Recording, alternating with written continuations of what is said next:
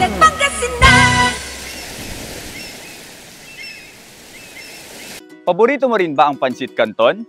O canton with a twist ang hanap mo? Meron yan dito sa Lawak. 2014 po kami nag-umpisa. Ang product po na ginagawa namin is kalabasa malunggay canton, and then sing-aling, stringle chips. Yun po ang ginagawa po namin ng product. Mostly po mga bata po ang dinidistributan namin kasi siya po is nutrition. Dahil po gulay po siya. Yung iba po kasi hindi kumakain ng gulay, kaya inallowed po kami na mag-deliver po sa school para sa mga bata. Ang benefits po niya, para din po sa feeding ng mga daycare. Ito ang binibida na produkto ng mga kababaihan ng Yellow Green Vita ng Lawak. The canton here is not your typical canton.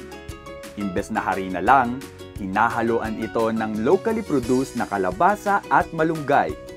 Meron din silang chips na swak for kids. Talagang panalo sa nutritional value.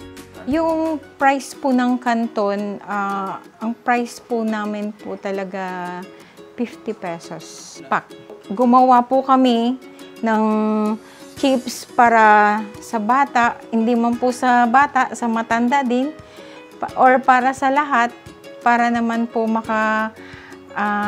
makatulong kami.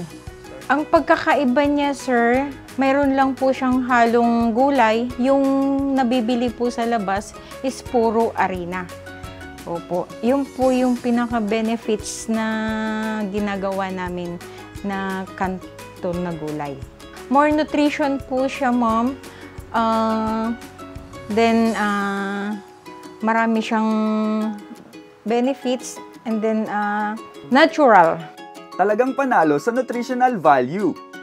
A sustainable livelihood project that not only empowers communities but also promises a burst of natural goodness.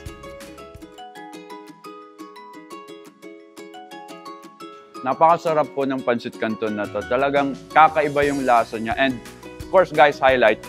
Sorry. Talagang nagutom ako dahil sa pancit canton na to. The best itong pancit canton na to. And bukod sa nakakabusog siya, masustansya siya guys kasi gawa siya sa kalabasa. So talagang matutulungan ka niya na mas mapahaba pa ang buhay mo. Tara, kain!